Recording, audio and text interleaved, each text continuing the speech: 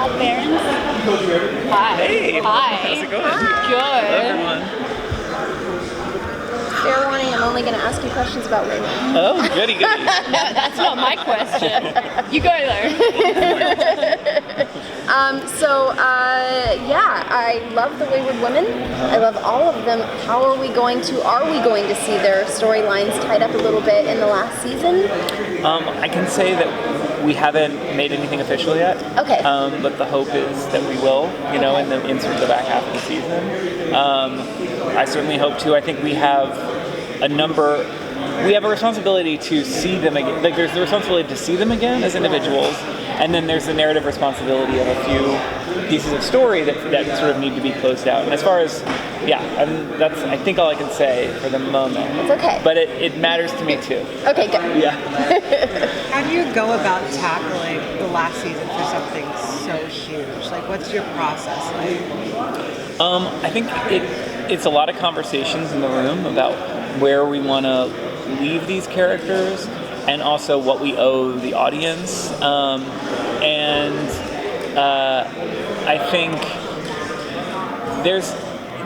I feel like there's a kind of a roadmap that makes sense, that seems to be making sense for us as a collective, that once we get closer to it, we'll be fighting again and hashing it out. But I don't think that this show is as hard to resolve as a show like Game of Thrones.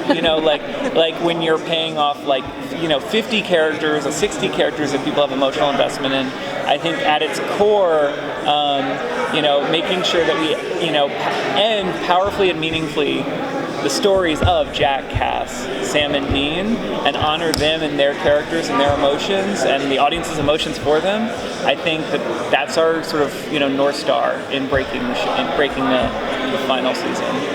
Tell me if you can't answer this in the way that you want to, but last time I saw you, you told me that you were probably out after 14. I know you guys had to renew your contract for 15. Why did you stay? Because I know that you would have left to show run Wayward if it had gone ahead, so you were ready to leave.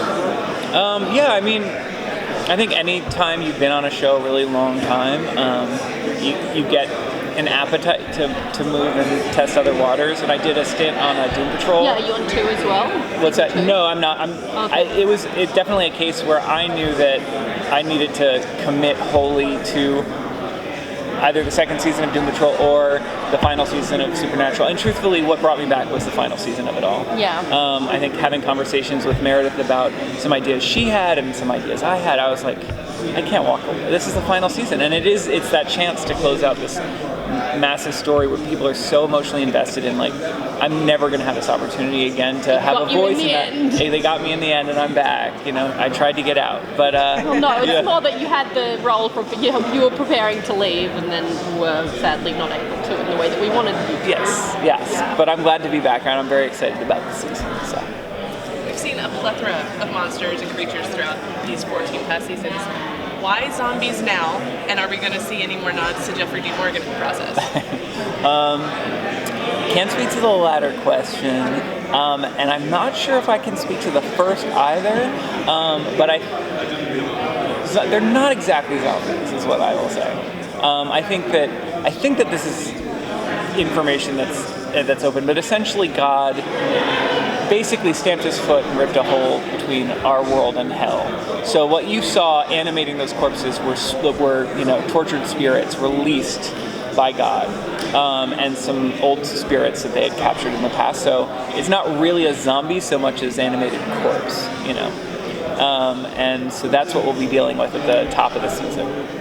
And is that going to be like a victory tour of past things that we met before? Or? Honestly, I think there'll be a lot of fun in revisiting some, but it's really only in the first couple episodes, and that's all sort of encased in the global question of just, okay, well, we've learned this massive thing about God and Chuck, and Jack is dead as far as they know. And I think that really kind of takes precedence on the emotional side for them. I think the adventure side of that is kind of like cleaning up that mess and some of those hitting those old hits from the past that we saw glimpses of in the finale. They just wrapped us. If anyone else has anything. Are we done? No. She just wrapped us, but if anyone else. Oh. Across all of the years, I know we all have our favorite monster seasons and whatnot.